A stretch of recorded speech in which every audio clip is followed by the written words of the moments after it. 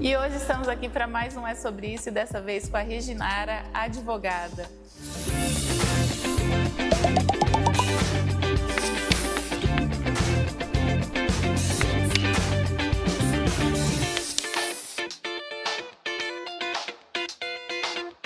Seja muito bem-vinda. Eu fiquei muito feliz dessa super conexão que a Marina fez conosco.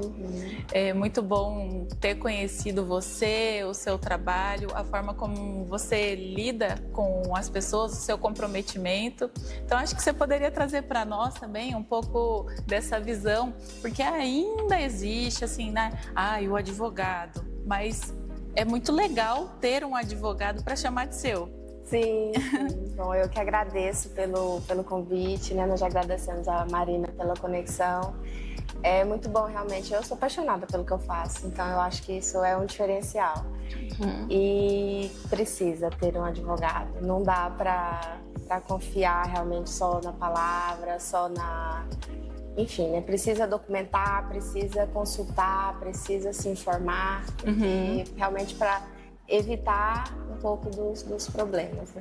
Dos transtornos desnecessários algumas vezes, né? Tem muita coisa que daria pra gente evitar com uma conversa, como a que a gente teve, como que a gente vai ter agora, com informações mesmo, com a pessoa da sua confiança. Então você se informa e toma decisões mais acertadas com base nisso e a consequência é realmente evitar um problema. E evita, além do problema, muitos conflitos desnecessários, né? Que a gente vê não só dentro das organizações, entre empresas e as ações trabalhistas também, mas também dentro das famílias, né? Sim.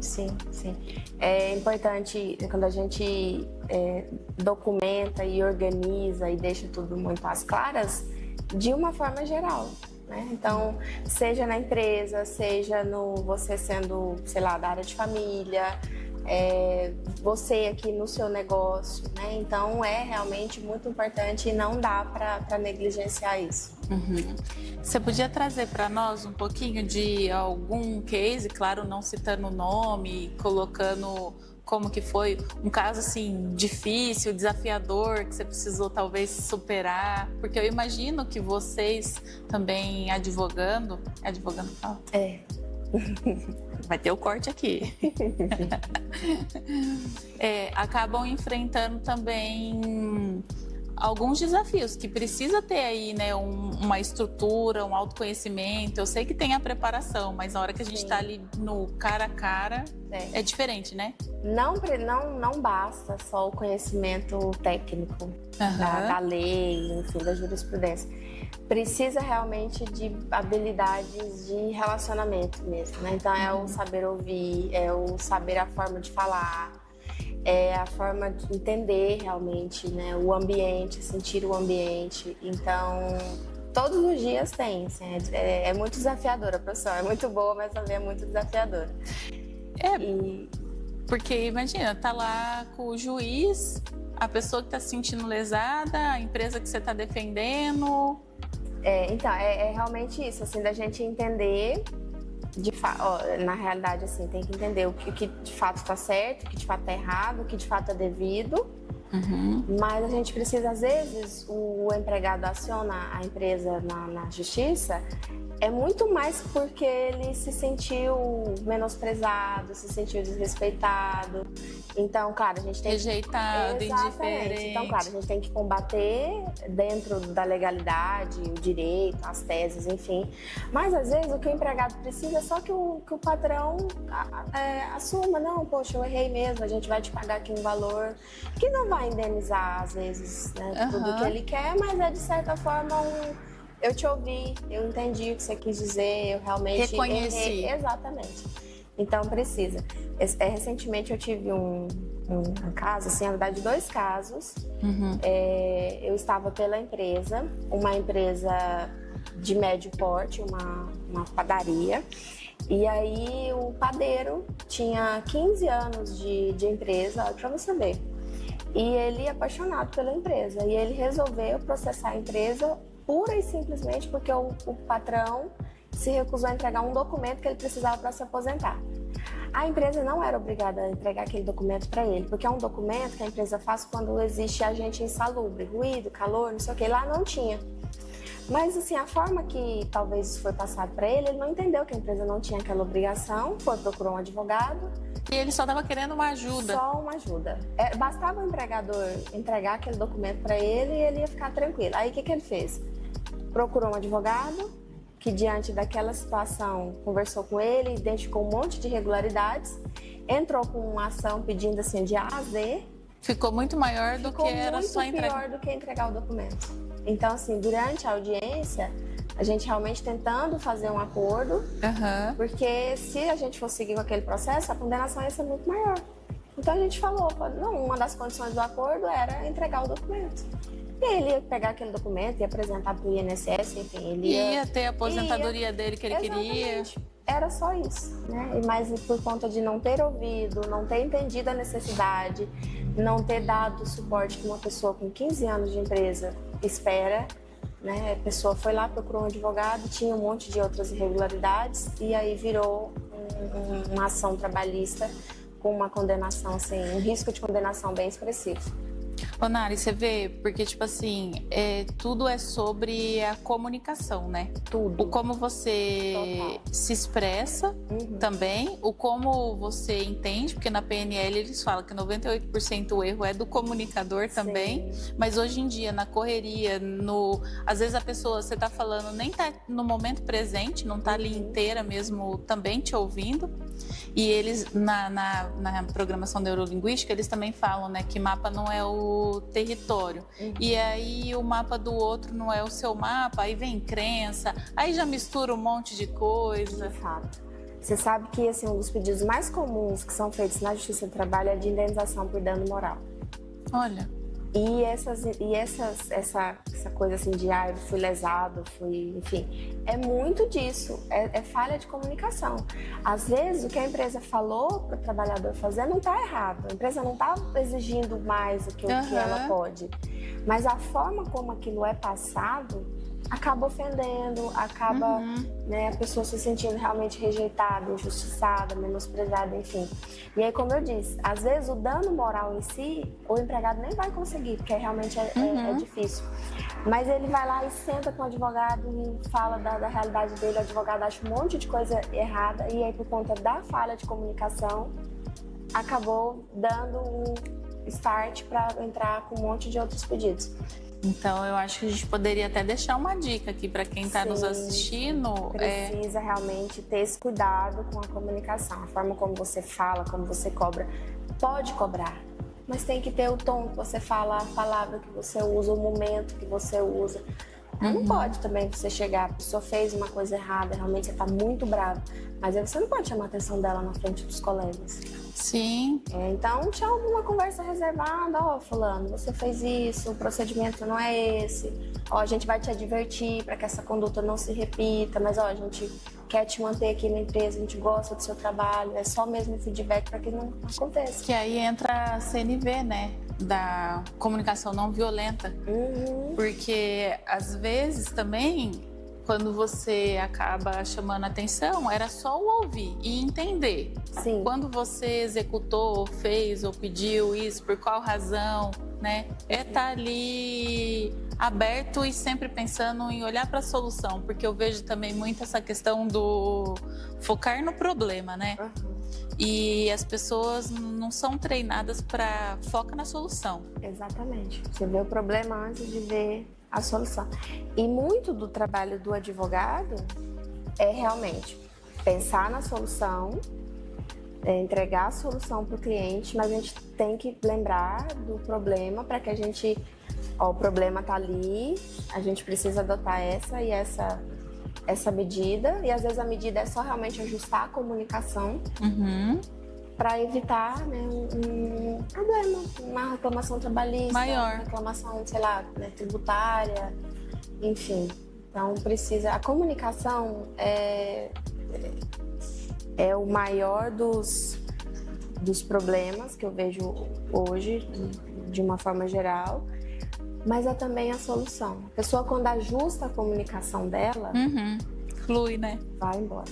Sim, eu também tenho essa visão e essa percepção. Precisa. Porque você traz um novo olhar, né? Você busca dentro de você também qual era as suas não verdades. E aí você passa a olhar o outro com mais empatia, você acaba sendo até mais hospitaleiro, sim, né? Sim. Realmente, a comunicação, quem não se comunica se estrubica, né? Falar. Sim. Precisa realmente investir em comunicação, entender. Inclusive a comunicação não verbal. Sim, né? Sim. O corpo fala, a imagem da gente fala, o tom da voz fala. Sim. Então, quando a gente aprende, e a gente, enquanto advogado, precisa desenvolver habilidades assim. Gente, eu amo. Eu acho que a comunicação não verbal, ela fala mais do que qualquer palavra. Sim. Às vezes ela grita. Sim. Né? Sim. Às vezes a pessoa tá falando ali, e aí você, pela expressão dela, né, o jeito dela falar, dela gesticular, você fala que você vê que não tem verdade no que ela tá falando. Não. Então, inclusive, minha mãe fala, né? Não escuta o que eu falo, mas escuta o que eu faço. Uhum. E é muito verdadeiro isso. E escuta o que eu faço e também o sentir as situações, né? Sim. Antes Você é sensitiva também, assim, de sentir energia, de... Na verdade, eu fui desenvolvendo no decorrer da minha carreira, porque eu sou profissional liberal de primeira formação e tive clínica durante muitos anos. Tá. E eu tinha equipe, tudo, e eu fui desenvolvendo essa parte do autoconhecimento, o autodesenvolvimento, enfim, mergulhei mesmo nesse universo e desenvolvi um método. Eu chamo até de método PI, que é alinhamento físico, mental, emocional, e aí cada um, claro, dentro da sua religião, não falando, né, de crença, mas assim, o espiritual, né, porque nós somos um corpo que tem corpo, alma e espírito. E nesse decorrer da minha jornada, da minha caminhada, eu fui aprendendo, né, sobre o ser humano. E aí eu fui trabalhar, fiz a parte sistêmica, eu apliquei isso dentro de algumas organizações. Em 2020, com a pandemia, acabei abrindo um outro leque, né? Vim para a parte de tecnologia, mas isso tá em nós, né? A gente nunca deixa. E sobre essa sensibilidade, eu trabalho muito para treinamento com as lideranças e com os cavalos. E olha só, eu não sei se você já teve essa vivência. Eles são seres que estão assim na 17ª dimensão. Eles calibram 17 micromovimentos faciais de nós humanos e eles trazem a causa e a cura de muita solução. Então essa parte do sistêmico é muito linda. E eu fui me apaixonando por esse universo, sabe? Então por isso que eu digo, essa comunicação não verbal é minha paixão. E aí, dá pra ver que seu olho brilha quando você fala disso. Menina, brilha. E tem uma coisa que dentro das organizações eu percebo também, que leva muito treinamento para dentro da organização e tirar o colaborador para fora, sabe? Trazer também isso, porque hoje em dia muita tecnologia, a IA, muito conhecimento novo, rápido, né? E as pessoas têm que ter o tempo de pensar, processar e digerir. E não dá tempo. Não dá tempo. Não dá tempo. E aí, disso também surgem muitos problemas. O trabalhador que trabalha, né, sobrecarregado, ele tende a sofrer mais acidentes de trabalho, ele tende a ficar mais estressado, até mesmo violento. Você viu aquele trabalhador que bateu na colega com capacete? Não vi. Com capacete, perigoso até... Tá. Sim. Agrediu muito ela, assim, não defendendo esse tipo de conduta jamais. Mas tem relatos de que ele estava trabalhando, sei lá, 3 plantões seguidos. Olha só. Então, não justificando, obviamente, porque é uma conduta reprovável. Mas e a estafa mental? Mas, você quer dizer pra mim que trabalhar 3 turnos seguidos assim, sem folga, sem almoço, não sei o que, não vai gerar uma sobrecarga, um estresse? Chega muito caso de burnout pra você? Chega, muito, assim, é a doença da atualidade. E como que lida, assim, a organização, a defesa da organização em relação a isso? Porque muitas vezes no home office a gente não tem o controle e o colaborador continua trabalhando, né? Então, ele continua trabalhando, mas ele dá sinais, assim. Então, um trabalhador que às vezes era super produtivo e assíduo, ele passa a faltar, ele passa a não desenvolver o trabalho que antes ele desenvolvia com perfeição, ele passa a não participar dos movimentos, das ações ali, né, da equipe. Enfim, ele pede demissão, né, ou ele simplesmente para de fazer e espera que alguém, né, aplique a demissão nele, enfim. Estando pela empresa, eu gosto de investigar mesmo, né? Uhum. Se realmente há indícios de que aquela pessoa de fato desenvolveu algum problema, né, físico, enfim. Ou se às vezes a pessoa realmente não está satisfeita com a organização e usa disso como arma para falar, não, eu vou entrar com, sei lá, uma rescisão indireta, uma reclamação trabalhista. Então tem que ter realmente uma investigação. E estando pelo trabalhador, eu também procuro entender se não é alguma coisa de fora da organização. Porque às vezes é um casamento que sei lá, que não tá bem, é um problema com o filho, é um problema de saúde. Uhum. Então, precisa saber realmente, claro que a gente nunca sabe tudo, mas a gente precisa investigar para identificar possíveis causas, né? Pelo empregado, fatores extra-laborais, e pela empresa, opa, será que a empresa realmente contribuiu para isso? Uhum. Né? E claro, apresentar defesa no processo, mas eu sempre gosto de ir além, assim. O problema hoje é o processo, mas se esse trabalhador ficou doente, outros podem vir a ficar. Então vamos procurar problemas que tenham acontecido aqui para a gente eliminar e trazer um ambiente mais harmônico, mais saudável, para evitar que outros trabalhadores adoeçam também. Agora, enquanto eu te ouvia, me veio assim uma curiosidade. Diga. Como é que foi a escolha do direito? Direito me escolheu, total. É mesmo? Total, sim. Eu trabalhava numa faculdade, eu queria muito estudar. E não tinha a mínima condição. Mas eu ficava, gente, como que eu trabalho numa universidade e eu não vou estudar? E aí o direito era o único curso, eu trabalhava à tarde e à noite. E dos cursos que tinha no período da manhã, era o mais barato. Tinha direito, nutrição, gastronomia, agronomia, enfim, eram cursos muito caros. E o direito, apesar de ser muito caro, para mim, a realidade era o mais barato. Falei, vou fazer direito. E aí, no segundo semestre da faculdade, eu fui trabalhar no escritório de advocacia. Ah, você já começou na prática. Então, a minha faculdade inteira, por isso que eu falo para você, assim, minha especialidade é trabalhista, é o que eu mais gosto de fazer, que eu mais me identifico, mas eu atuo em várias áreas, porque essa vivência no escritório desde o começo me deu essa experiência realmente, né? Então eu fui trabalhar em escritório de advocacia e o carro-chefe lá era trabalhista. Então eu comecei fazendo trabalhista e aí eu passei na prova da OAB antes de terminar a faculdade.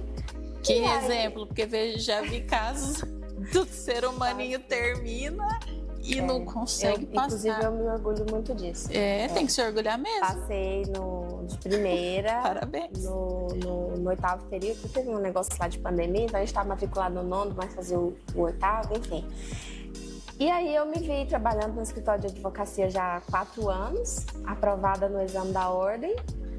E eu falei, agora eu vou ter que advogar. E deu super certo, e tô aí. É a mesma coisa que você falou aqui pra mim, vejo brilhinho nos olhos. Eu gosto muito, realmente. Foi um encontro. Um encontro. E é o que eu sempre falo, é bem desafiador. A advocacia não é profissão de covardes. É uma frase assim, que as pessoas usam e é muito verdadeira. Mas é muito gostoso. Para mim, assim, é uma satisfação muito grande quando a pessoa chega para mim e me conta, eu tenho esse problema. E eu falo, eu tenho essa solução e a gente vai trabalhar e é possível reverter isso.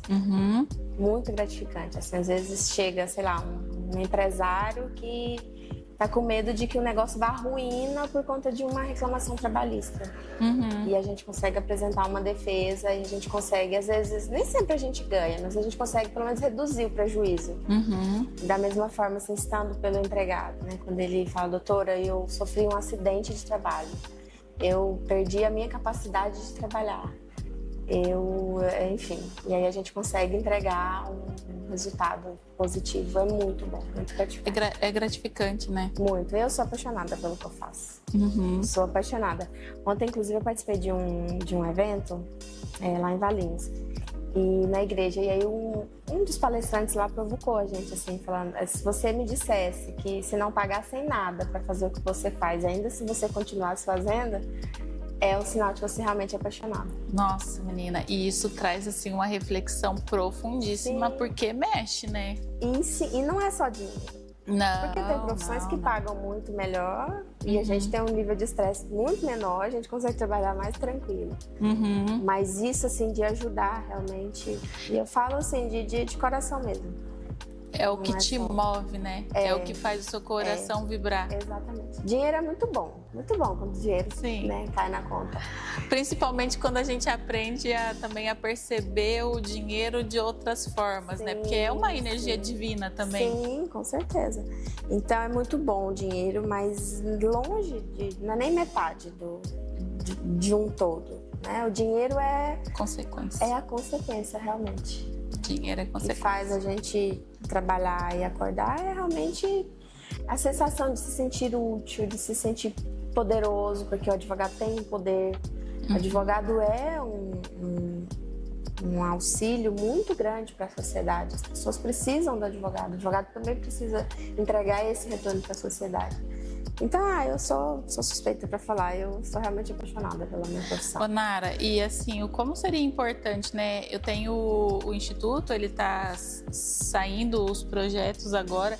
E os pilares, assim, que a gente sempre falava, né?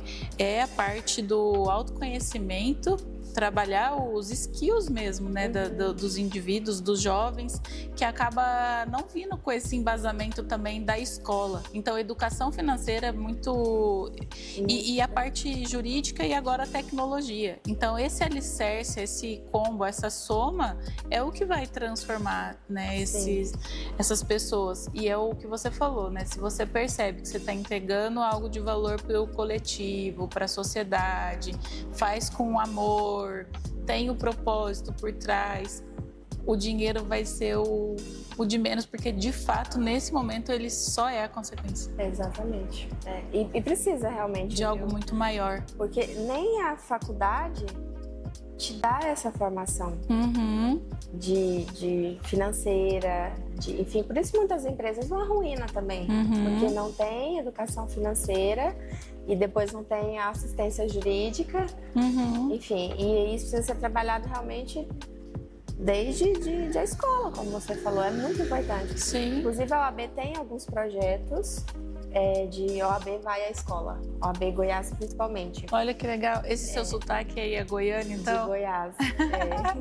Lá em Goiás tem um projeto, chama OAB vai à escola. Então a OAB se reúne alguns advogados ali e eles vão até as escolas para falar de direitos da criança e do adolescente, direitos de família, para falar realmente da profissão, do quanto é boa, é gostosa, é gratificante, enfim, e precisa. A gente tem que ajudar no que puder na formação desses novos seres humaninhos, né? Sim. Que hoje são as crianças e amanhã serão os adultos, serão os empresários, serão... Sim, mais conscientes, né? Exatamente, precisa, eu percebo que falta isso mesmo. Mas falta também, até para os empresários, né? É o que a gente falou no começo. Muitos dos problemas poderiam ser evitados se você consultasse um advogado antes de assinar, antes de contratar, antes de dispensar, antes de, sei lá, só exigir algumas coisas. Sim. Muitas coisas poderiam ser evitadas com essa consciência, com essa conscientização. Então, a dica de hoje é conscientização e trazer um novo olhar para todas as situações, sejam elas pessoais ou profissionais. Exatamente. Nara, eu acho que agora você poderia trazer esse seu novo momento, que eu sei que você está aí numa transição também, né? Chegou numa nova cidade, está fazendo novas conexões. Exatamente. Bom,